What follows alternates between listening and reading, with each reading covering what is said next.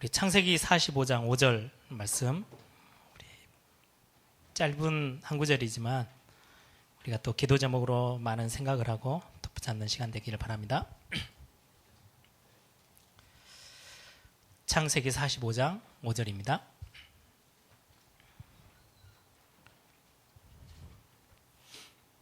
잘 아는 말씀이죠. 요셉이 마지막 형들에게 고백했던 그 고백들입니다. 우리 같이 한 절 같이 읽겠습니다. 당신들이 나를 이곳에 팔았다고 해서 근심하지 마소서, 한탄하지 마소서. 하나님이 생명을 구원하시려고 나를 당신들보다 먼저 보내셨나이다. 아멘. 이제 주로 제가 이렇게 메시지를 하면 제 와이프나 제 주변에 있는 식구들이 그런 이야기를 합니다. 제 여동생이 둘이 있거든요. 여동생은 저희 집에 저희 아버지 포함해서 저희 남자 형제 셋은 다 목사니까 목사가 4명. 그러니까 발에 이렇게 치이는 게 목사입니다. 그래서 목사에게 굉장히 강력한 메시지, 뭐 쫑구 이런 걸 주는 가족이기도 해요. 저희 아버지가 설교하고 딱 내려와서 집에서 이렇게 TV 채널 가지고 딸하고 이렇게 싸울 수 있잖아요. 와, 이거 봐야 돼, 막 이래 하면 메시지하고 삶하고 좀 다르네. 이렇게 태클을 걸고. 그래서 입을 딱 맞게 만드는 저희 이제 여동생들인데, 제가 메시지를 하면 저에게 참 중요한 메시지이긴 한데 너무 심각하게 전달을 한대요. 근데 그건 어쩔 수 없이 뭐 제게 있는 하나님이 주신 또 제 모습이니까 어쩔 수 없다고 생각이 들고, 여러분들이 심각하다는 거는 그냥 메시지를 메시지로 받지 마시고요. 조금 생각을 해보라고는 그런 중심으로 여러분들이 말씀을 들으면 좀 많이 도움이 되지 않을까라는 생각을 좀 합니다. 여러분들, 제가 어렸을 때 저희 아버지한테 들었던 그런 이야기 중에 하나입니다.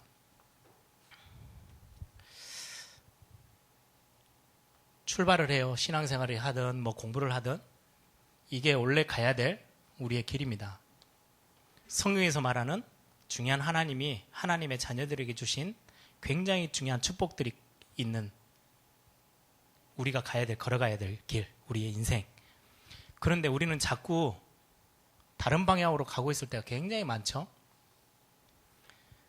그런데 저는 사역을 하면서 우리 렘넌트들이나 중요한 성도들을 들뜨게 만드는 거는 저는 굉장히 실수 중에 큰 실수라고 저는 생각을 해요.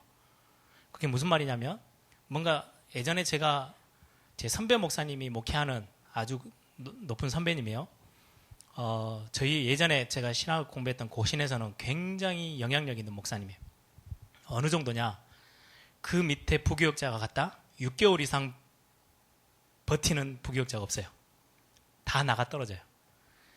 목사님이 힘들게 만드냐, 그게 아니고요. 인격적으로 뭐 이렇게 막 힘들게 만드는 게 아니고 사역이 너무 많아요. 그래서 결국은 6개월 진짜 많이 버틴 사람 봤어요. 1년. 1년이면 거의 쓰러져요. 그래서 결국은 버티다 못하고 다른 교회로 가요. 목사님은 다 해요. 근데 저희 같이 학교 다녔던 저희 형 한 명이 그 교회 전도사였는데 부목사 돼서 있을 때까지 거의 한 6년, 7년을 그 목사님 밑에 있었어요. 그래, 학교에서는요, 그 전도사님 보고요, 최고라 그랬습니다. 그 목사님 밑에서 6년을 버틸 수 있다는 건 거의 기적이다. 이건 대단하다. 그런데 결국 제가 나중에 소식 듣기로는 수석 부목이 되고 나서 1년 차에 쓰러져서 병원에 6개월 입원했어요. 그 정도면은 말을 다 했죠. 얼마나 많은 일이 교회에 있는지. 제가 알기로는 제1여전도회부터 10여전도회까지 있는데요. 모든 여전도회, 한 여전도회당 찬양팀들이 다 있어요. 그럼 남전도회는 당연히 이거를요, 이런 식으로 교회를요 풀리 막 돌리는데 정신이 없어요. 그러니까 그 교회 가면 정신없이 교회가 붕대요. 그러니까 시험 들 시간도 없을 만큼 교회는 일이 많아. 막 가요. 근데 저는 나는 목회 저렇게 안 해야 되겠다라는 생각을 굉장히 많이 했어요. 이유가 딱 하나예요. 우리가 가야 될 하나님의 말씀 따라가는, 언약 따라가는 우리의 인생의 중요한 길이 이 길인데, 우리가 성경의 믿음의 사람들이 가던 그 길대로 가지 못할 때가 참 많이 있잖아요. 딴 방향으로 갈 때가 참 많아요. 그런데 어느 날 가다가 나하고 말씀하고 왜 이렇게 차이가 나지?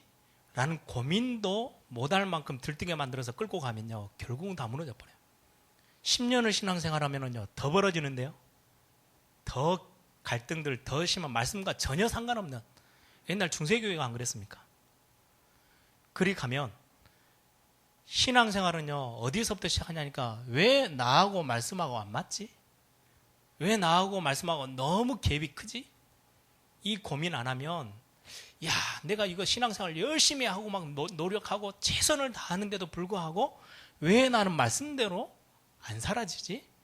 이 고민은요 반드시 해야 돼요. 이때 필요한 게 그때서야 답이 딱 납니다. 은혜가 필요하다는 거. 절대로 하나님의 은혜 아니고서는 이 말씀대로 가는 길을 걸어갈 수가 없어요. 우리 능력 가지고는, 우리 힘 가지고는. 그래서 복음은 은혜 중에 은혜입니다. 우리가 그리스도를 만나고 알게 된 것은 은혜 중에 은혜입니다. 우리의 힘으로는요 하나님의 말씀대로 살 수가 없어요. 유대인들은요 은혜와 상관없이 자기들이 말씀대로 살 수 있다고 생각하고 그렇게만 몸부림쳤던 민족이 유대인입니다. 중세 때는요 말씀이 이거 다 은혜 싹 지워버리고, 그 뭔가 모르게 그 목회자들의 굉장히 권위를 놓고 교회의 권위를 세우기 위해서 은혜와 상관없이 굉장한 고행과 노력과 헌신을 하면 말씀대로 살아가는 것처럼 껍데기를 씌워가지고 밀고 나갔어요. 제가 지난주에도 말씀드린 것처럼 저에게 가장 큰, 하나님이 저에게 주신 은혜 중에 은혜는요, 저하고 말씀대로 가는 그 길, 하나님이 원하시는 그 삶하고 나하고 너무 멀다라는 걸요 뼈저리게 느꼈던 사람 중에 하나예요. 그거를 저는 어느 날 제가 부모님을 통해서 감사하게 됐어요. 부모님이 어렸을 때부터 저희들에게 가르쳤던 게 막 신앙생활을 열심히 들뜨게 하는 것을 가르치지 않고요, 하나님 앞에서라는 단어가 굉장히 뼈 깊이 사무치도록 가르쳤던 부모님이에요. 그게요 굉장히 좀 힘든데 나중에 제가 신앙생활하는데 굉장한 배경이 됐어요. 내가 뭔가 열심히 노력해가 어느 정도 딱 신앙생활 된다 싶어 딱 뒤돌아보니까요, 하나님 앞에 서서 보니까 아니에요. 아닌 걸 발견하고 나니까 절실히 저에게 필요한 거는요 하나님의 은혜였어요. 하나님, 제가 하나님의 은혜 아니면 단 한 발짝도 이 말씀 앞으로 다가설 수 있는 힘도 없다는 걸 제가 어느 날 알게 됐어요. 그게 저에게 진짜 은혜예요. 그것 때문에 진짜 하나님의 은혜를 어느 날 받기를 사모하고요 갈급해하기 시작했어요. 그래서 제가 지난주에 말씀드렸던 은혜를 받을 수 있는 굉장히 중요한 모티브가요 갈급함과 사모함입니다. 여러분들이 대학생 때, 저는 찬양도 제 대학생 때는요 어느 한 텀까지는요 저는 찬양이 기쁘지 않았어요. 그 말이 아니고 찬양을 너무 좋아하는데 찬양 시간에만 앉으면 이게 느껴지는 거예요. 데이 바이 데이 말씀 따라 저는 그 찬양을 못 하겠는 거죠. 어느 날 그 찬양을 그냥 껍데기로 할 때는 따라해요. 막 하다가요 어느 날 내가 하나님 앞에서 딱 그 찬양을 대했을 때는 안 되는 거예요. 제가 완전 생판 거짓말을 해야 되는데 하나님의 말씀 데이 바이 데이 제가 제일 힘들었던 건, 제가 한번 리더 수련회 때 이야기를 했는데요, 축복송 하는 거. 다른 찬양 다 하겠어요. 예전에는 우리 그런 거 많이 했거든요. 80년대 때는 서로 옆에 있는 분들에게 일어나서 축복해 주세요. 그리고 하나님이 당신을 이렇게 하는데요, 도저히 저는 그 용기가 안 나더라고요. 나도 안 되는데, 제 생각에, 제 신앙생활에 율법에 딱 찌들려 있는 제 생각에 나도 안 되는데 무슨 축복, 내가 있는 걸 주는 게 축복인데. 그래가지고 딱 분위기 알잖아요. 한 찬양 시간 한 3분의 2 정도 딱 무르익으면 축복성을 딱 해요. 그러면은 그 3분의 2 그 축복성 하기 한두 곡 전에 몰래 눈치 보고 밖에 나갔다가 화장실 가는 척 했다가 한참을 있다가 거의 축복성 끝날 때쯤 되면 들어왔어요. 거의 매 찬양할 때마다. 안 되더라고요. 근데 저에게는 그런 신앙생활에 훨씬 은혜 받기에, 하나님 앞에 사모함을 갖기에는 훨씬 쉬웠어요. 저랑 같이 신앙생활하고 같이 찬양하고 같이 했던 친구들 중에요, 지금도 껍데기로 가고 있는 친구들이 너무 많아요. 왜냐니까 단 한 번도 왜 이렇게 나는 말씀대로가 안 되지? 라는 생각도 않고 가는 친구들을 전 너무 많이 봤거든요. 대학생 때 이런 수련회 때 여러분 전도학교 때 한번 오시든지 하면 매번 그럴 수는 없지만 아주 짧은 시간 찬양을 한다든지 말씀 메시지를 들을 때요. 이걸 꼭 한번 생각하세요. 진짜 하나님의 나 같은 존재에게 내가 진짜 하나님의 말씀 앞에 설 수 있다는 것은 은혜 말고는 다른 방법이 없구나 알게 돼요. 그러면 굉장히 사모함이 생겨요. 저는 이게 저를 바꿀 수 있었던 제가 하나님 앞에 굉장한 많은 은혜를 받을 수 있었던 열쇠 중에 열쇠였어요. 제 자신을 진짜 제 자신을 본 거죠. 진짜 안 된다는 걸 어느 날 알게 됐어요. 말씀 들을 때마다 제가 하나님 앞에 딱 서면 내가 껍데기 이건 아무 쓸데없는 거구나. 알맹이 없는 껍데기 갖고 있구나. 사람들 앞에서 아무리 내가 막 대단한 신앙생활 잘하는 것처럼 보여도 그건 아무 의미 없는 거다. 내가 사람 앞에 서는 거는 잠깐이지만 나는 영원히 하나님 앞에 서야 될 사람 아니냐. 이게요 별거 아닌 생각인데 제 신앙생활의 전체를 뒤흔들 수 있었던 굉장히 중요한 열쇠가 됐어요. 저는 지금도 그래서 렘넌트 대회 때 저를 제일 위기로 몰고 가는 사건이기도 해요. 그게 무슨 말이냐면 렘넌트 대회 하면요 굉장히 화려합니다. 이번에도 잘 끝내고 나니까요 수많은 목사님들이 와가지고 껍데기겠지만 칭찬해줘요. 박 목사 열심히 진짜 잘했어. 이번에는 너무 좋았어. 다 이야기하고요. 그 이야기를요 여러 번 듣고 나면요 진짜 제가 뭐 한 것처럼 느껴져요. 굉장히 들떠져요. 저도 모르게. 빨리 저는 그걸 알기 때문에 재정돈합니다. 내가 하나님 앞에서 빨리 내가 돌아서서 딱 1대1로 하나님 앞에 서지 않으면 속아요. 사람들의 말에 속고 환경에 속고 뭔가 되는 것처럼 보이는 것에 속고 이게요 나를 굉장히 어렵게 만들어요. 말씀 앞에 전혀 말씀 내 귀에 안 들어오게 껍데기로 들어오는 거죠. 찬양 그냥 껍데기로 하고 말씀 그냥 껍데기로 듣고. 그래서 여러분들이 대학 시절에 제가 내일 저 RGS에서 인턴십 코스로 각 분야별로 다 전문인들을 찾아가는 무슨 사역을 하나 봐요. 저한테 한 명을 붙이겠대요. 앞으로 목회자가 될 비전을 가진 중학생을 천안에서 저한테 서울에 있는데 찾아온대요. 저 기차 타서 보내겠대요. 내가 뭔 이야기를 해줘야 되나 굉장히 고민을 하고 있습니다만은 이야기를 할 거예요. 목회자로 가는 사람 신학교 가면요 수도 없이 성경 공부하고 뭐 다른 사람보다 훨씬 더 많은 메시지 접합니다. 그런데 하나님을 향한 은혜, 하나님이 나에게 주셔야 될 은혜, 그리고 내가 하나님 앞에 서는 그 비밀 놓쳐버리면 목사처럼 불쌍한 위치가 없어요. 다들 우러러 봐주고요, 다들 섬겨주고요, 다들 막 존경해주고요. 까딱 잘못하면 사람 앞에 설 수 있는 확률이 제일 많아요. 성도님들은 누가 안 챙겨주면요 누가 안 알아주잖아요. 그럼 혼자 말씀 붙잡고 강단 메시지 붙잡고 되든 안 되든 막 기도하는데 목사들 합니까? 잘 안 하거든요. 실제로 그 영적인 하나님 앞에서의 이 부분들을 사모할 수 있다는 것은 진짜 내 자신이 누군지를 알고 하나님이 왜 나에게 은혜를 주셔야 되는지를 알고 있는 사람. 예전에 저는 메시지에 공감합니다. 지옥에 딱 하나가 없다. 그게 뭡니까? 하나님의 은혜가 없습니다. 그 사람들은 평생 살아가면서 하나님 은혜가 필요 없다라고 살아갔던 사람이기 때문에 하나님의 은혜가 전혀 없는 곳이 지옥이다라는 이야기 100% 저는 공감해요. 여러분 복음은 은혜잖아요. 세상 사람들이요 자기가 뭔가 할 수 있겠다로 됐을 때는요 절대 복음이 필요하지 않아요. 성공의 궤도를 막 뛰고 있는 사람에게는 복음이 별로 필요치 않아요. 그래서 교회 안에는 실패된 뒤로 오신 분들이 참 많이 있습니다. 왜요? 그때서야 자기 자신을 알게 되는 거죠. 내가 하나님의 은혜가 필요하구나. 나에게 복음이 필요하구나. 이게 굉장히 중요하죠. 여러분들이 한 번을 찬양하더라도 메시지를 한 번 전도학교 때 잠깐 듣더라도 지교회로 가셔서 지교회 때 말씀을 포럼 사역자들이 같이 포럼할 때요. 사역자들이 이 마음이 없으면 거의 대부분요. 지교회 때 메시지 전달하고 오는 거요. 싹 껍데기로 합니다. 사역자니까 와서 열심히 1시간 떠들고 가고요. 앉아있는 사람 사역자가 떠드니까 들어줘야 되는 거고요. 그럼 지교회 1년을 끝났다. 아무 의미 없이 가요. 여러분 팀 사역이라는 거는요. 굉장히 중요한 이 부분에 대해서 뭔가 하나님 앞에서 감동을 받은 사람이 한마디만 던져도요. 영향 갑니다.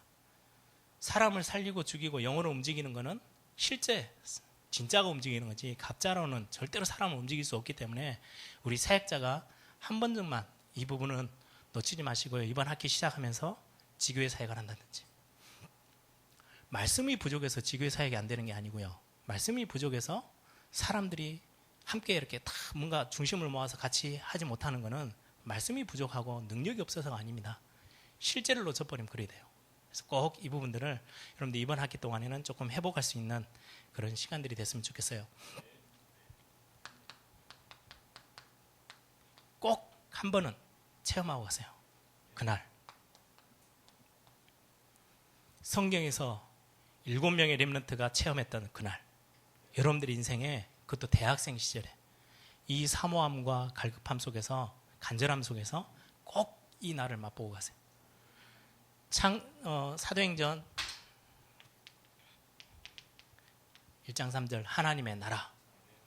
저는 이번에 노래가 유 목사님이 작시하고 곡 지은 게요, 저는 곡보다도 가사 내용이 너무 좋아요.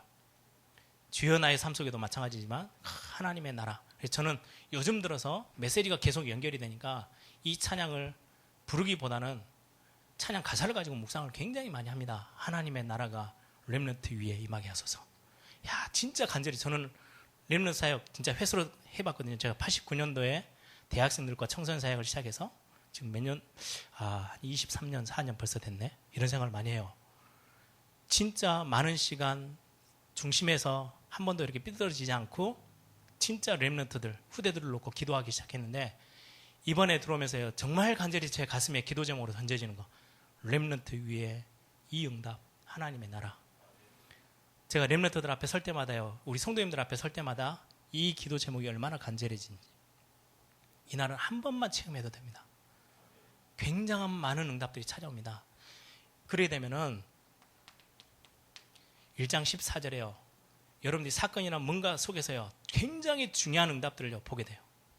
뿐만 아니라 사도행전 2장 42절에 있는 주일날 여러분들이 가서요, 예배가 굉장히 많은 응답 속으로 들어오게 됩니다. 이 응답을 체험하고 난 뒤에 오는 축복들이죠.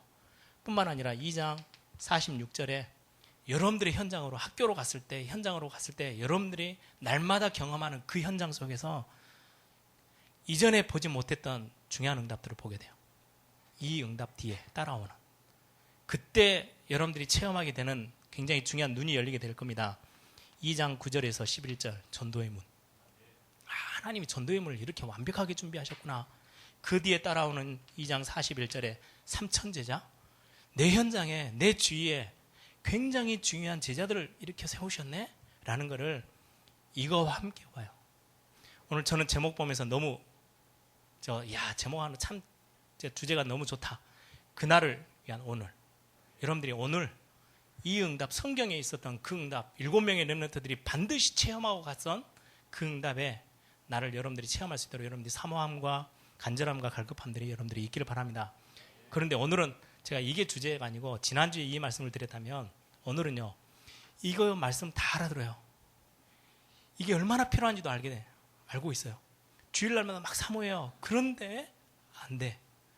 이 속으로 들어가면 되는데, 내용적으로는 다 알고 있는데요, 실제 내 삶이 이 속으로 깊이 못 들어가요. 이유가 뭐냐? 절대 그냥 지나가지 마세요. 상처. 실제적으로 여러분들이 상처에 대한 이 부분이 없으면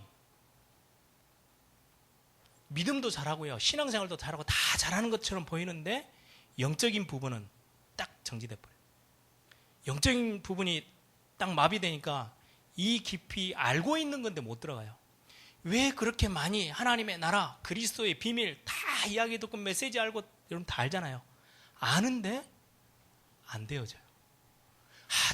목사님 메시지예요. 정시기도 하고 하루에 5분만 하면 된다는데 5분도 기도가 안 될 뿐더러 했는데도요, 이상하게 이거는요 잘 모르겠어요. 이 속으로 못 들어가져요. 그게 이거 여러분들 발목을 딱 잡고 있는 상처예요. 이 상처를 여러분들이 어떻게 생각하고 어떻게 빠져나오고 여러분들이 뛰어넘을 수 있느냐는 굉장히 중요합니다. 여러분들이 복음이 얼마나 능력이 있는지를 아는 만큼 빠져나올 수 있는데, 여러분들이 복음을 체험하고 그리스도의 비밀을 알아가는 만큼 여기서 뛰어넘을 수 있어요.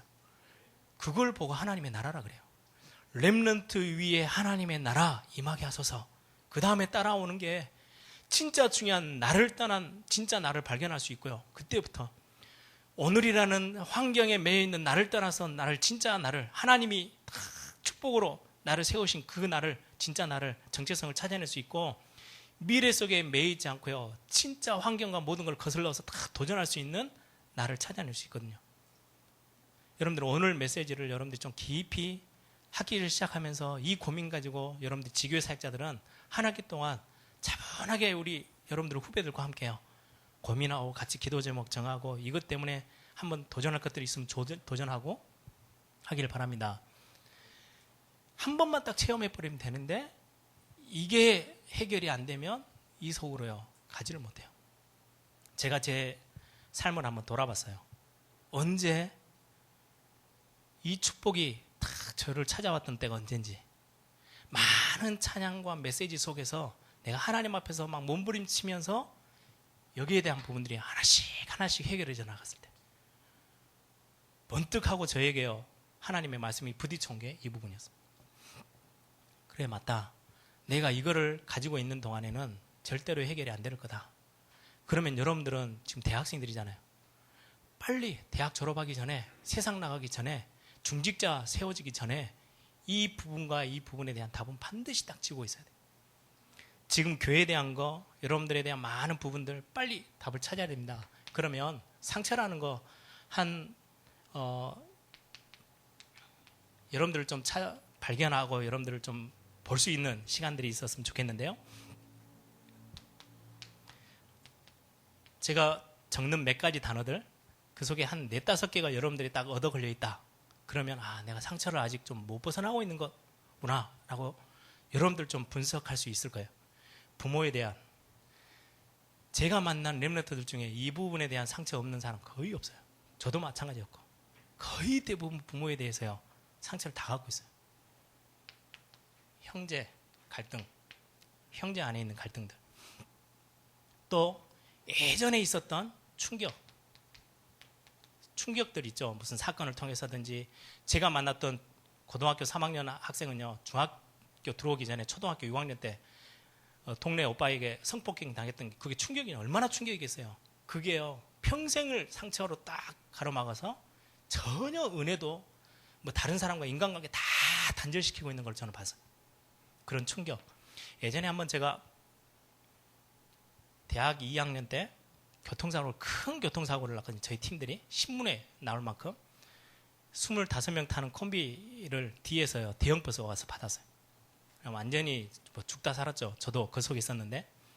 그리고는 그 이야기를요 교통사고 난 거를 제가 6개월 전에 수술을 했기 때문에 부모님이 더 걱정할까 싶어서 교통사고 난 걸 말을 안 했어요. 그러다가 한 7년 지났나요? 8년 지났나요? 뭐 갑자기 몸이 좀 이렇게 안 좋다 해가지고 저희 부모님이 저 시골에 한의사가 있는데 굉장히 유명하대요. 저는 그런 거 별로 잘 안 좋아하거든요. 안 믿고. 그 사람들 순 거짓말일 거야. 다 이렇게 봐가지고 여러 가지 것들 중에 이거 좋아합니까? 뜨거운 음식 좋아합니까? 찬 음식 좋아합니까? 그럼 저는 어떤 스타일이냐니까요. 일부러 저는 찬 거 좋아해요. 뜨거운 거요. 이거 뭐 그러면 정반대 거를 대해요. 그래도 맛이나 보려고. 왜냐니까 이 사람도 꼭 이렇게 이거 좋아하는 거는 이거 좋아하는 사람 이렇게 좀 이런 식으로 찾아가지 진맥 가지고 어찌 알겠나 뭐 이런 생각을 많이 했어요. 그런 스타일인데 그 할아버지한테 딱 가서 진맥을 그 할아버지가 하더라고요. 한참을 하더니 저한테 한 7년 전에 큰 충격받은 사고 난 적 있냐고. 저 얼마나 놀랐는지. 저희 어머니는 옆에 앉아있다가 그런 거 없어요 그러는데 아니요 있어요. 그때서 어머니가 뭔 일인데 저 옛날에 큰 교통사고 나가지고 한번 기절에다 깨는 적 있다고. 그때 진맥하는 할아버지가 아는 거 있죠. 몸에서 반응이 온대요. 그게 한 7년 전에 몸이 심하게 이렇게 몸에 충격이 되니까 몸에서 그것 때문에 이리저리 혈을 기운 뭐 아무튼 그랬다면서 이야기를 딱 하는 걸 들으면서 한의학도 굉장히 실력 있는 사람들은 아는 거네 뭐 그런 생각을 한번 했는데요. 몸에도 충격이 오면 몸이 기억하고 있어요. 그때 그런 상황이 탁 움츠리게 되니까 몸이 굉장히 많은 부분들 막히는 거죠. 영적으로 삶에 있어서 그런 충격이 되어지면 반드시 상처가 남게 됩니다. 이런 부분들. 또 남모르는 다른 사람에게 없는 그냥 잠깐 뭐 이렇게 잠깐 하는 거 말고요. 자꾸 악몽 속으로 계속 그것 때문에 시달리는 사람들도 있어요. 굉장히 힘든 상처를 경험하게 되죠. 또 이거는 그냥 뭐 사건을 보고 비판한다 이 정도가 아니고 굉장히 다른 사람보다 훨씬 많이 비판적인 사람, 이런 비판 의식이 딱 있는 사람. 저도 전라도 사람 아닙니까? 이게 굉장히 강했어요. 어렸을 때부터 주변에 있는 선생님들, 중학교, 고등학교 선생님들 싹 다 이야기만 하니까 그게 이제 입력될 수밖에 없죠. 비판 의식. 왜요? 그만큼 전라도 사람들이 굉장히 국가에 대한 상처가 있거든요. 그 상처가 반대로 이걸로 튀어나오는 거지. 굉장히 비판적이에요. 모든 일에. 그래서 절대로 앞에서는 별말 않고 뒤에 가서 전부 다 까는 이야기를 상처 있는 사람은 합니다. 내가 뭔가 모르게 다른 사람들에게 비춰질 때 이런 걸 갖고 있다? 상처가 남아있는 거예요. 비교의식. 다른 사람하고 나하고. 비교의식 없는 사람이 어디 있겠어요? 다 있죠. 저 사람이 이쁜 옷 입고 있다. 나는 왜? 뭐 그런 하는데 이게 몸에 체질적으로 배어서요. 뭔가 다른 거를 방해할 만큼 비교의식을 갖고 있는 사람들이 굉장히 인간관계도 안 되어질 만큼. 여자들에게는 다 있는 거지만은 좀 심하게 제가 여기 적는 거는 그냥 평범한 이야기가 아니고요. 굉장히 시기심에 이렇게 노출되어 있는. 아니면 욕심. 어렸을 때 음식 못 먹고 자란 아이들이 그게 상처가 되어 있는 사람들은 이 욕심 못 버립니다. 그죠? 돈 욕심도 마찬가지고요. 이게 상처로 남아있을 때 나타나는 그런 굉장히 중요한 이야기들이죠. 조금 비교하고 좀 다르지만은 자기 자신을 비관하는 거. 결국 포기까지 가죠. 이 부분에 여러분들이 한 4-5개가 내가 좀 저런 부분에 좀 심해 라고 하면 아직 여러분들이 이 속에 남아있을 가능성이 훨씬 많습니다. 이런 것들을 가지고 있으면 특히 부모에 대한 거, 옛날에 받았던 이런 충격들, 뭔가 모르게 여러분들에게 왔던 그 상처 때문에 오는 비판하는 거, 뭐 비교의식 같은 거 이런 게 여러분들에게 남아있으면 뭐 메시지를 그렇게 수도 없이 듣는데 이 속으로 들어가는 게 딱 방해가 돼요. 빨리 뛰어넘어야 돼요. 그러면 오늘은 좀 실제적인 상처 치유에 대한 이야기를 여러분들하고 같이 나눠보는데 복음은 얼마나 위대하냐. 다 끝냈다고 이야기해요. 그런데 우리는 주로 부모와 상처, 부모 끝났어. 그리고 돌아서요. 끝난 거는 무슨 끝나? 내 속에 아직 남아있는데. 복음이 다 끝냈어. 어떻게 끝냈다는 거예요? 그 답을 여러분들이 실제적으로 잡지 않으면 못 빠져나와요. 안 되어져요. 여러분들이 오늘 메시지 속에서 진짜 복음의 능력이 어마어마한 능력인데 여러분들이 조금 객관적으로 좀 사실적으로 보면서 여러분들에 대한 답을 좀 찾을 수 있었으면 좋겠어요. 그러면 가장 먼저 상처라는 것들을 두고 여러분들이 사역자로 섰을 때는 이 부분들을 건드려줘야 되고요. 여러분들 개인에게는요 빨리 적용해서 찾아낼 수 있어야 돼요. 그래서 여러분들이 찬양이나 메시지 앞에 할 때 들떠버리면요 절대 이거 못 찾아냅니다. 싹 다 껍데기로 이건 싹 포장해버리고 넘어서지. 여러분들 개인이 찬양에 굉장히 중요한 가사 하나가 탁 던져지는 걸 여러분들의 메시지로 붙잡지 않고서는 이 부분에 있어서요 답을 찾지를 못해요. 예전에 제가 한번 이야기했죠. 지난 대학 수련회 때 제가 기도에 인도하면서 저에 대해서 제일 큰 상처는요 제 존재감이 없는 거예요. 왜냐니까 저라는 사람은요 제가 쟤를 생각할 수 있는 게 아니고 모든 사람이 저를 따로 생각해요. PK, 목회자 자녀. 그러니까 저에 대한 존재감이 없어요. 저는 제 딸이 아빠 나 방이 필요해. 만들어줄게. 그게 이제 제 옛날의 삶의 반대 이야기죠. 저는 제 공간이 하나도 없었어요. 예전에 이야기했죠. 겨울에 새벽기도 끝나면 자고 있어요. 자고 있으면 갑자기 새벽에 옆에서 꿈틀거려. 눈을 살짝 뜰만하면 하면 보면 권사님들이 새벽기도 마치고 와가지고 제가 자고 있는 이불 그 밑에다가 이제 이불 밑에는 따뜻하잖아요. 발 집어넣고 권사님 집사님 둘이가 이야기하고 있어. 그러면 여러분들 얼마나 이게요 난감해지는지. 이게 내 인생이 왜 그러지? 우리 집은 왜 이렇게 생겼지? 별 생각이 다 들어요. 나라는 공간이 없어. 나를 지킨 뭐 내가 누구냐 이게 아니고요. 모든 사람이 나를 목사 아들, 그리고 나에 대해서요 굉장히 자존감이 떨어져. 그게 저였어요. 뭐든가 나는 앞에 서는 것도 싫고 사람 앞에 서는 것도 너무 이상하고 나에 대한 자신감, 자존감 하나도 없었던 사람 저예요. 그런데 찬양하다가 그게 얼마나 저에게 은혜가 필요한지요. 우리에게 향하신 여호와의 계획하심이 크고 크도다. 그 찬양하면서 저는요 내 자존감에 대해서 완전히 깨졌어요. 하나님이 말씀하시기를 야 성진이 너를 향한 계획 내가 갖고 있어. 한 번도 저는 자라면서 그 생각을 해본 적이 없어요. 나는 아버지를 위해서 있지 목회를 위해서 제가 도움 줘야지 제가 실수해도 안 돼요. 학교 가서 난장판으로 진짜 한번 확 열받으면 한번 확 해버리고 싶어도 절대 안 하고 참아야 돼. 왜? 그러면 나중에 아버지가 불려와. 어머니가 불려와. 목사님이시네? 너 목회자 자녀인데 왜 너 이런 식으로? 교회 가면 얼마나 아버지가 힘들겠어. 이런 모든 게 나를 위해서 살아가는 인생이 아니고요. 아버지를 위해서 살아가야 돼요. 이게 내 자신에 대한 엄청난 상처였어요. 근데 어느 날 하루 그 찬양의 가사 하나에 제가 딱 하나님 앞에 반응했는데 아니구나. 하나님이 나를 목회자 자녀로 하나님이 나를 생각하시는 게 아니고 하나님이 나에게 복음이라는 걸 주시고 하나님이 나에 대한 굉장히 큰 계획을 갖고 계신데 그게 뭔지는 모르겠지만 하나님이 나를 1대1로 보고 계시다는 것을 처음 느꼈어요. 저는 그때 제 인생에 굉장한 많은 또 다른 저를 찾아낼 수 있었던 그게 상처를 확 뛰어넘었던 굉장히 중요한 기회거든요. 여러분 가장 먼저 생각해야 될 상처 앞에 해야 될 게 첫 번째입니다. 당위성이에요. 다른 말로 표현하면 당연성. 부모, 태영아 메시지 여러분들 들어보신 적 있으세요?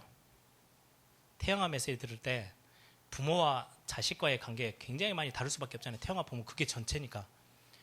거의 대부분의 자녀들은요 부모 때문에 상처를 다 갖고 있어요. 그럼 언제가 부모에 대한 상처를 뛰어넘는 시간표가 언제냐? 그럴 수밖에 없었구나. 그랬구나. 우리 부모님도 사람이니까, 남자니까. 그리고 여러분들이 남자가 어떻다, 여자가 어떻다, 이런 거는요, 기본적으로 여러분들 장가 가기 전에, 시집 가기 전에 그 책은 마스터하고 가세요. 남자가 어떤 사람이다, 알면, 그래서 우리 아버지랑 어머니가 저렇게 사이가 안 좋았구나. 이해가 되면요, 당연하구나. 알면 넘어서요. 그럼 부모 상처를 뛰어넘어요. 우리 부모도 이래저래 해서 그렇구나. 제가 저희 아버지에 대한 거를요 진짜 이해하기 쉬웠던 게 저희 아버지는 굉장히 무서운 분이었어요. 저보다 더 우리 아버지를 어려워하는 사람이 저희 형님이에요. 저희 막내 동생은 아버지를 아버지처럼 안 봐요. 너무 쉬워져가지고 아무렇게나 막 이렇게 해도 되는 아버지지. 그때는 이제 갑자기 아버지가 복음 안에서 너무 많이 변한 거지. 네, 아버지가 복음 때문에 변하기보다 복음 메시지를 들으면서 한 50대 넘어가면서 갑자기 아버지가 180도로 바뀌었어요. 너무 온화한 사람으로. 저는 또 성격이 물어보는 성격이거든요. 찾아갔어요. 아버지 왜 이렇게 갑자기 변했어요? 이제 다락방 시작한 지 얼마 안 돼. 아버지 웃으면서 그러더라고요. 저희 할아버지가 일제시대 때 세상 말로 요절했다 그러죠. 젊었을 때 돌아가셨어요. 밖에서 막 만주벌판 이런 데 돌아다니다가 할머니 혼자 집에 남겨놓고 밖에서 막 이렇게 다니다가 돌아가셨어요. 그러니까 누구 밑에서 자랐냐? 할아버지 밑에서 자라셨어요. 저희 아버지가. 한 번도 아버지에 대한 사랑을 아버지가 못 느껴봤대요. 어느 날 자신이 우리 아이들 6명을 두고 하고 있는 행동이 내가 복음이 참 능력 있죠. 내가 아버지 역할을 한 번도 못했구나. 할아버지가 엄하게 어느 정도냐? 결혼을 막 해가지고 신혼인데 밖에 이제 고추 같은 거 이렇게 시골 마당에 널어놓잖아요. 그럼 저희 집은 이제 선비 집안처럼 비슷해가지고 맨 앉아가지고 붓글씨만 쓰고 있는 그런 집안이에요. 할아버지 때부터. 그럼 저희 아버지도 이제 앉아서 이제 글 쓰고 뭐 책 읽고 이렇게 있는데 갑자기 밖에 막 소나기 확 내려와요. 이제 막 결혼했잖아. 그럼 와이프가 고생할 뻔하니까 가서 얼른 뛰어가서 도와주면 되는데 저 안방에 있는 할아버지가 한번 큰 기침을 하면 못 나가는 거야. 남자가 왜 그런 일을 하냐 그 말이지. 저희 어머니는 그것 때문에 상처가 너무 크고 남편이 제가 결혼했는데 하나도 안 도와주고 이러고 아버지는 도와주고 싶은데 할아버지 눈치 때문에 못 가고 뭐 이런 어렸을 때 젊었을 때 그런 이야기를 뭐 재밌게 이제 나중에는 하시더라고요. 그 이야기를 딱 듣고요. 아, 우리 아버지도 아버지 사랑을 못 받고 나니까 저희들한테 받은 게 없으니까 줄 줄은 몰랐구나. 당연한 거 찾아내니까요. 그 뒤로부터요, 아버지에 대한 상처 저에게 없어요. 여러분들 아버지 완벽한 사람 아니거든요. 아버지 남자고요, 어머니 여자예요. 남자 여자 얼마나 다른지 아시죠? 그래서 여러분들 꼭 태영아 메시지 같은 거 알고 여러분들이 굉장한 중요한 지혜로 답을 갖고 계셔요. 당연한 걸 깨달으면 이해가 돼요. 내가 굉장히 실패했어요. 많은 사람들은 나를 무시하고 막 하는데요. 우리 다락방에서 메시지 거의 대부분은요, 이걸 이야기합니다. 내가 무시당할 일을 하고 있어서 사람들이 나를 무시하는 거예요. 그거 찾아내면요, 상처 속에서 빠져나오시죠. 여러분들이 사업해가지고, 이 사업하는데 내가 안 돼가지고 막 안 되는 거를 갖고 있는 거예요. 목회자로서 보면요, 집사님들이 이거 사업하면 목사님 기도해 주세요. 제가 보면 안 될 게 당연한데 그걸 붙잡고 막 해요. 또 실패하고 나면요, 엄청 상처 속에 빠져가 나는 왜 안 되지? 그러고 있는 분들을 저는 너무 많이 봐요. 근데 진짜예요. 가장 먼저 상처 치유에 있어서 상처 여러분들 가지고 있는, 그럴 수밖에 없었다. 여러분, 어떤 여자 렘넌트들은요, 막 남자들이 좀 찝쩍거리고 막 하면 굉장히 막 그것 때문에 마음 상하고 그럴 수 있죠. 내가 그러면 다른 남자들이 볼 때 찝쩍거릴 만한 얼굴이 좀 되는 여자인가 보구나 생각하시고 몸가짐을 조금 더 다른 사람보다 훨씬 더 단단하게 해야 돼요. 그런 거 없이요, 절대 남자들이요, 딱 자기 방어를 하고 있는 여자한테 찾아가서 이리저리 찝쩍거리는 남자 거의 없어요. 미치갱이 아니면 안 합니다. 내가 뭔가 모르게 구멍이 생기니까 와서 이리저리 사고가 나는 거예요. 당연한 걸 찾아내지 않으면요, 나를 맨날 누가 나를 공격하고 나는 왜 이런 식으로, 그렇게 되면 절대 상처 속에서 못 나와요. 그래서 가장 먼저 이거 찾아내셔야 돼요. 그리고 나면 하나님이 왜 가장 원하시는 게, 이 문제를 하나님이 피하게 갈 수도 있는데 나한테 이 문제를 당하게 만드신 이유, 다른 부모일 수도 있는데 왜 이 부모를 나에게 허락하셨는지 그 이유를 찾아내는 필연적인 이유 발견하면요, 답이 돼요. 이때서야 절대적인 뭔가 해답이 딱 나와요. 그럼 끝나요. 반드시 여러분들의 상처를 두고 이거 찾아내셔야 돼요. 제가 저희 교회 새 가족이 오면 똑같은 이야기지만 새 가족은 한 번이잖아요. 꼭 하는 이야기가 있어요. 복음에 대해서 설명합니다. 교회는 우리가 뭐 이렇게 착한 일을 위해서 구제하기 위해서 이런저런 필요 없다. 건강을 위해서 그건 교회가 하는 일 아니다. 이야기를 합니다. 교회에서 가장 중요한 거, 하나님이 가장 원하시는 거 복음이다. 당신이 복음 알기를 원하신다. 그걸 쭉 설명 잠깐 하고요. 그러면서 그 신앙생활을 하는데 그 중요한 거를 놓치게 만드는 딱 하나가 있다. 그건 반드시 참고해라. 그게 인간관계다. 교회 안에서 제가 이야기합니다. 새 가족들에게. 제가 밖에 나가서 전도하러 다녔을 때 불신자 말고요, 옛날에 교회에 다니던 사람들, 그만둔 사람 만나잖아요. 여러분들 예전에 저 교회 예수 믿으십니까? 물어보면요, 나 옛날에 교회 다녔어요. 이런 분들이 있어요. 그런 사람들 중에 90% 넘게 10명 중에 9명은요 싹 다 교회 그만둔 이유, 내가 몸이 너무 안 좋아가지고 교회를 그만뒀어요. 없어요? 그런 사람. 더 기도하지. 갑자기 우리 집이 망해버려가지고 신앙생활 그만뒀어요. 그러지 않아요. 더 기도하고 막 새벽 기도하고 난리 나지 신앙생활 교회를 그만두는 적이 없어요. 제가 만난 10명 중에 9명은 싹 다 사람 때문에, 누구 집사 때문에, 그게 내가 목사, 이상한 목사 그래가 교회 그만뒀대. 다 그런 식으로 이야기해요. 그래서 그 이야기를 예를 잠깐 들면서 제가 세 가지로 이야기합니다. 저희 부모님을 핑계 삼아 이야기를 해요. 저희 부모님이 결혼하신 지가 40년이 넘었어요. 지금도 싸우세요. 뭐 가지고 싸운지 아세요? 당신이 나를 이해 못하고 막 하면서 큰 소리 치면 싸워요. 그럼 우리 어머니는요, 더 맞대가지고 당신이 나를 모르지 그러면서 막 싸워요. 40년을 하루같이 같이 살으셨는데 서로 모른대. 그게 부부예요. 여러분들 부모님도 마찬가지라. 평생을 같이 살았어요. 애 낳고 같이. 그런데도 40년, 50년 됐는데도 당신이 나를 이해를 못해서 그러면서 싸운다니까요. 교회에 가서 그 수많은 사람들이 같이 함께 하는데 나를 이해해 줄 수 있는 사람 몇 명이나 되겠냐? 없다. 교회에 와서 인간관계 문제 오는 거 당연하다. 제가 이야기해 줘요. 교회에 와서 그 사람들이 뭔가 모르게 나에게 상처 준다? 당연한 거다. 당연하다고 이해를 해야 넘어설 수 있다라고 제가 세가족에게 이것부터 설명합니다. 그 생각이 안 되면요, 반드시 교회의 상처 가지고 떠납니다. 예를 들어서 목사인 제가 당신에게 야, 저분 이런 거 참 중요한데 그래서 위로하기 위해서 당신에게 힘을 내기 위해서 한마디 할 수 있다. 그런데 그게 당신을 굉장히 기분 나쁘게 할 수도 있다. 왜? 당신을 내가 100% 모르니까. 목사라도. 그럼 기분 상하는 거다. 시험 들고. 그게 교회 안의 인간관계다. 그래서 아예 생각을 바꿔라. 누가 나에게 위로해 줄 말, 좋은 말, 왜 나를 이해 못하지가 아니고 내가 진짜 은혜 받아서 다른 사람들, 힘든 사람 도와줘야지. 교회에서 나를 알아주고 이해해 줄 수 있는 사람 한 명도 없다 라고 생각하고 교회를 신앙생활 시작해라 라고 제가 세가족에게 이것부터 이야기합니다. 그래도 상처 입고 따라가는 사람도 있겠죠. 근데 이것부터 이야기합니다. 왜요? 당연한 거. 교회 안에 인간관계는 당연해요.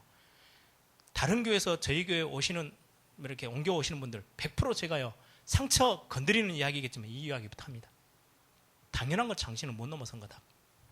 아주 지혜롭게 설명합니다. 알아들어요. 그렇구나. 그 뒤로 저희 교회를 떠나간 사람 거의 제가 본 적이 없어요. 이거 알면요, 굉장한 말. 그 다음에 찾는 게 이거예요. 그러면 하나님이 왜 이런 문제 속에 나를 두게 하셨지? 오늘 요셉은, 여러분들 그냥 메시지 그냥 듣지 마세요. 요셉이 그 가나안 땅에서 애굽으로 쫓겨왔어요. 쫓겨오면서 무슨 생각을 했겠어요? 당연하겠구나. 하나님이 나에게 주신 비전은 가나안 땅에서 꿈틀거리는 비전이 아니에요. 해와 달과 별이 나에게 절할 만큼 하나님은 시대적인 뭔가의 위치에 나를 세워야 되는데 그 세울 수 있는 최고의 길이 애굽으로 노예로 가는 그 방법 말고는 없어요. 그 당시 아브라함 땅 한 평도 없는 사람인데 어떻게 당당하게 애굽의 나라로 가서요, 내가 지도자로, 안 되는 거예요. 이게 어느 날 당연한 뭔가가 딱 오고 나서 필연적인 거. 그렇지.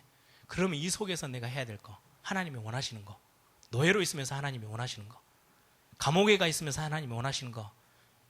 그러고 나서는요, 절대적인 답 딱 찾았어요. 하나님이 앞서 나를, 당신들을 위해서, 우리 민족을 위해서 하나님이 나를 앞서 보내셨습니다. 답 딱 가져버리면 끝나는 겁니다, 상처. 이게 가장 중요해요. 제 이야기를 한두 개만 더 하고 마치겠습니다. 저도 저희 아버지가 개척을 했기 때문에 경제적으로 굉장히 어려웠던 가정이에요. 저에게는 돈에 관한 문제, 제가 대학생 때요, 메시지를 들으면서 제 나름대로 딱 앞에 테이블에 놓고요, 제가 선택을 해야 돼 있어요. 그래, 많은 사람들이 둘 중에 하나더라.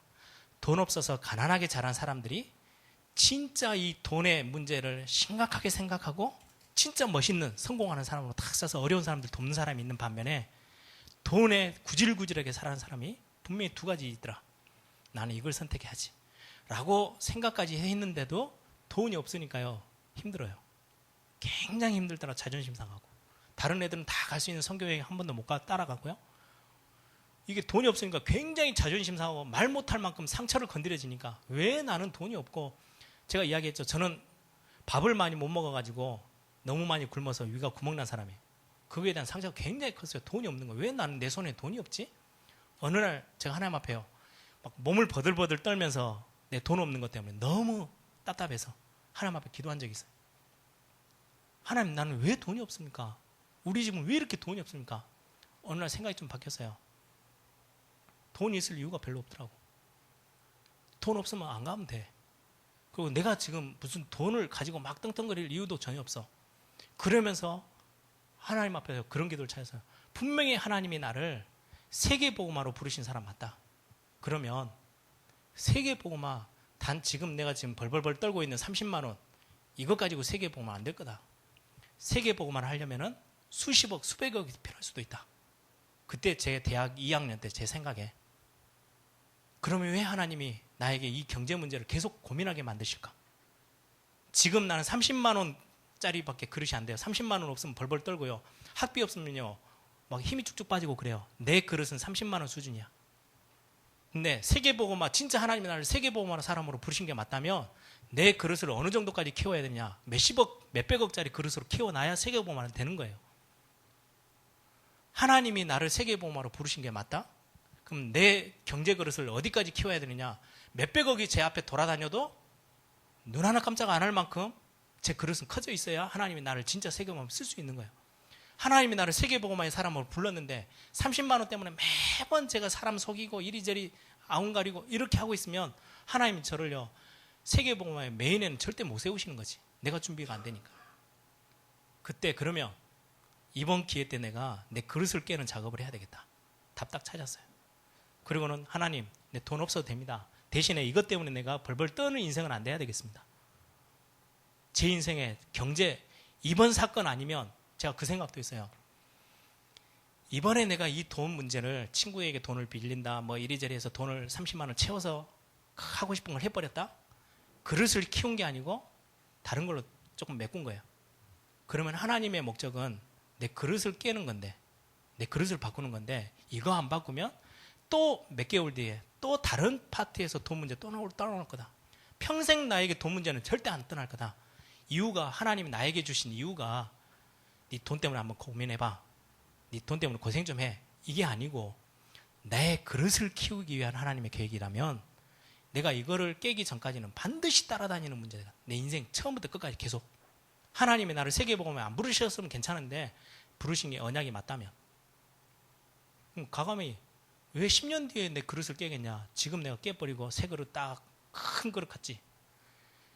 이번에 렘넌트 대회가요 20억이 넘는 돈이 왔다 갔다 합니다. 저하고는 아무 상관없는 돈입니다. 차비 안 받아 다닙니다. 1년 내내 서울, 광주 왔다 갔다 하면서요. 내 돈 다 내고 다닙니다. 그게 너무 행복해요. 큰 소리 칩니다. 왜요? 그거하고 나하고는 상관없어요. 야, 내가 거기서 무슨 콩고물 좀 얻어먹을까? 그 생각하면 나는 절대로 하나님은 나를 더 이상의 렘넌트 사역자를 안 쓰실 거예요. 저는 그걸 너무 잘 알아요. 뛰어넘어야지. 지금 뭐 가는데 내 자리를 어떻게 조금 내가 공짜로 들어갈 수 있을까? 이 생각 갖는 그 순간 내 그릇은요 10만 원짜리 그릇밖에 안 돼. 그럼 세계복음화는요 몇천억이 왔다 갔다 해야 되는데 하나님이 나를 감히 거기다 어떻게 갖다 놓겠어요? 그릇이 안 맞는데 키우는 거예요. 그 생각에 굉장히 중요한 경제 문제예요. 순간에 끝냈어요. 제 인생에 성격 문제부터 시작해서 여러 저를 건드리는 사건들이 참 많았는데 상처가 많은데 어느 날 제가요 한마디에 나는 왜 이렇게 내 성격이 너무 쪼불쪼불하고 막 사람들 무서워하고 내 자존감 떨어지고 나는 왜 이렇게 태어났지? 근데 제 형님이 한마디 하더라고요. 하나님이 니한테 준 건데 그럼 네가 지금 하나님 앞에 대드는 거 아니야? 하나님이 니한테 가장 완벽한 거 주셨는데 그 말 한마디에요 완전히 제 생각을 바꿨어요. 그래, 하나님이 내 태어나서 이런 가정에서 이런 부모 만나서 이런 성격이 형성될 때까지 하나님이 모르고 계신 거 아니지 않냐? 하나님을 나를 창조하고 하나님 나를 세계복음화까지 끌고 가시는 하나님이신데 가장 완벽하고 가장 좋은 거 주셨겠지. 그 생각 속에 저는 떠드는 걸 별로 안 좋아합니다. 그래서 찾아낸 게 묵상이에요. 저는 지금도 제 성격상 혼자서 묵상하는 걸 너무너무 좋아하고 너무너무 즐깁니다. 제 성격이 그래요. 찬양하면요 다른 사람들 막 떠들고 찬양하는 동안에요 깊은 거 찾아내는 게 제 성격이에요. 원래 그렇게 생겼어. 제가 하나님이 그걸 처음부터 제 태어날 때부터 그렇게 주셨어. 가장 저에게 잘할 수 있는 거. 여러분 이게 굉장히 중요해요. 꼭 3가지를 여러분들에게 잣대처럼 대보세요. 그러면 어느 날 넘어서서 이 축복 속으로 들어갈 수 있어요. 여러분들이 이번에 렘넌트 리더 수련회 때 상처 치유, 상황 감정 치유 그냥 넘어가는 메시지로 두지 마시고 답을 찾아내세요. 그러면 결론을 짓겠습니다.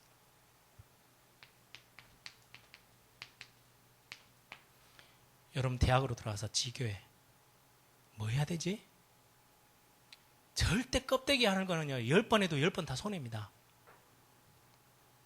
10번 중에 한 번만 하나님 앞에서 진실되게 솔직한 이야기들을 주고받을 수 있는 시간이 한 번만 있으면 사람들은 바뀌게 돼 있어요.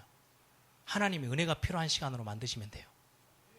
여러분들 주변에 대학생들이 같이 함께 모였는데 단 한 번을 모여도 뭔가 모르게 내가 필요로 하는 거를 딱 건드리고요. 같이 함께 그게 되어져서 메시지가 되어지고 그게 기도 제목이 되어지면 옵니다. 사람은 자기가 필요로 하는 게 건드려지면 오게 돼 있어요. 껍데기 포장되어 있는 걸 아무리 던져도요. 사람들은 거기에 반응을 절대 안 하게 돼 있어요. 우리는 영적인 존재예요. 영적인 부분들이 건드려져야 보여요. 전도학교 때 아무리 여기 막 시상식을 하고요. 막 여기 엄청난 돈을 뜯어부어서 막 엄청난 프로그램을 돌려도요. 사람은 잠깐 반짝해서 오지 진짜 제자들은 안 오게 돼 있어요. 왜요? 자기의 영적인 부분들을 안 건드려주기 때문에. 그러면 사역자들 고민해야 되겠죠. 당연히. 왜 내가 사역을 하고 막 사람들 오라고 아무리 소리치는데도 안 오지? 진짜 거를 한 번도 안 건드려주는. 진짜 기도해 보세요. 지교회 사역.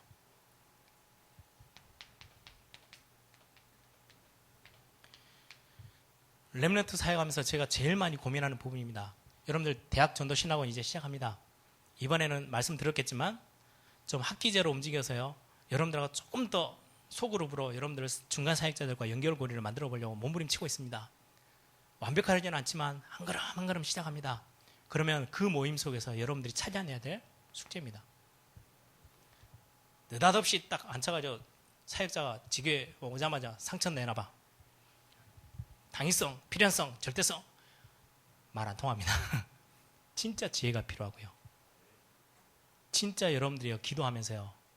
그래서 영혼의 하나님의 사랑을 받지 못하면 그거를 감각을 얻지 못하면 우리는 또 껍데기 메시지를 또 해요. 상처 치유해가지고 막 여기저기 건드릴 수밖에 없어요. 그 말이 아니잖아요 지금. 그렇죠? 진짜 중요한 거예요. 우리 렘넌트들이 이런 상태로 와요. 그대로 앉고. 그러면 제가 우리 승민 전도사다. 전도학교 때 찬양 인도를 해야 된다. 무슨 찬양하고 어떤 멘트를 던져서 학생들이 같이 함께 찬양할 수 있도록 해야 되는지 그 고민 반드시 하게 돼요. 일주일 내내 기도하게 돼요. 달라요. 그냥 앞에 와서 야 이거 이 곡을 하면 이렇게 하면 다 일어날 수 있겠고 이거 하면 막 손을 들고 찬양할 수 있겠고 분위기 뜨겠네. 제 아무리 해보세요. 사람들 모아지는지요? 안 모아져요. 영적인 거는 절대 그렇지 않거든요. 사역자가요. 어떤 메시지를 하느냐 굉장히 중요합니다. 사역자가 메시지가 부족해서 학생들이 응답을 못 받는 게 아니잖아요. 지교회 사역, 신학원 사역.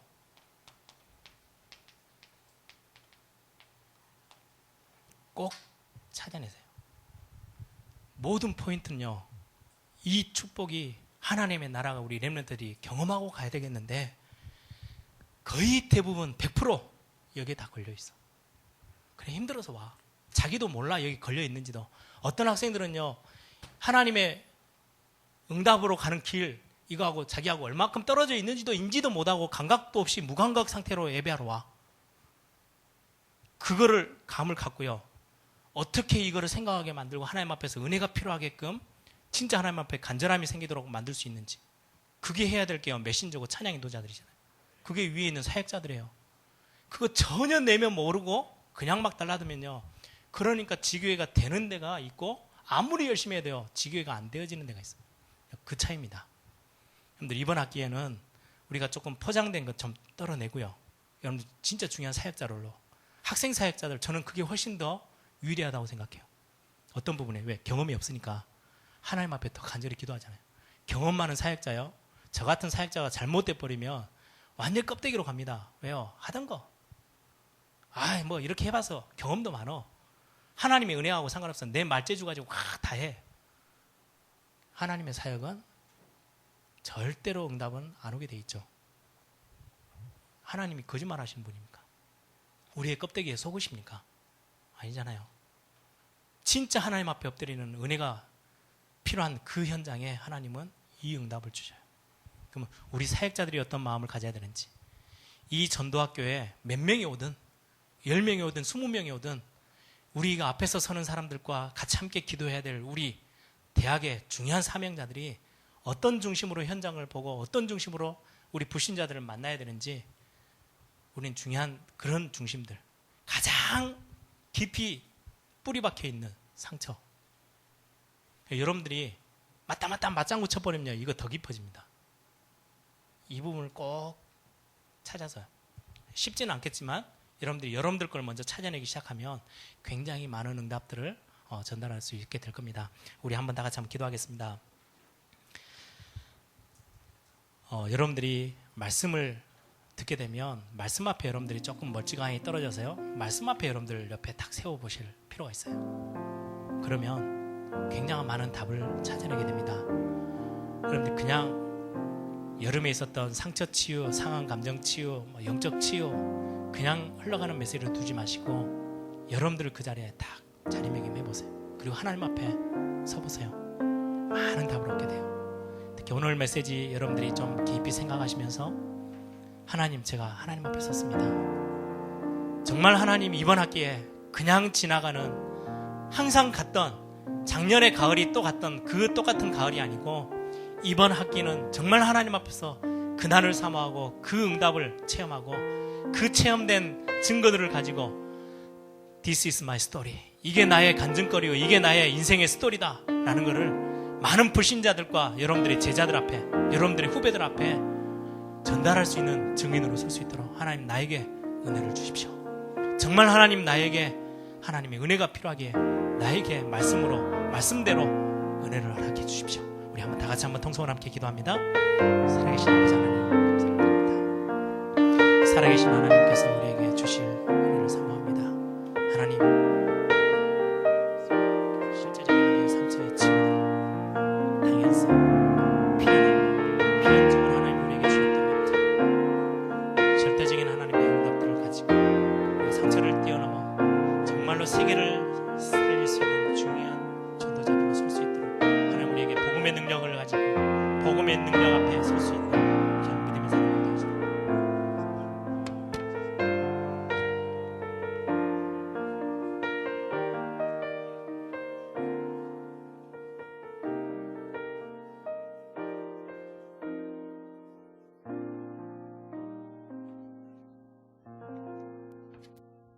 지금 말씀 주신 목사님께 감사를 드립니다. 지금 이 시간에 나 주 앞에 옵니다. 함께 찬양하시면서요.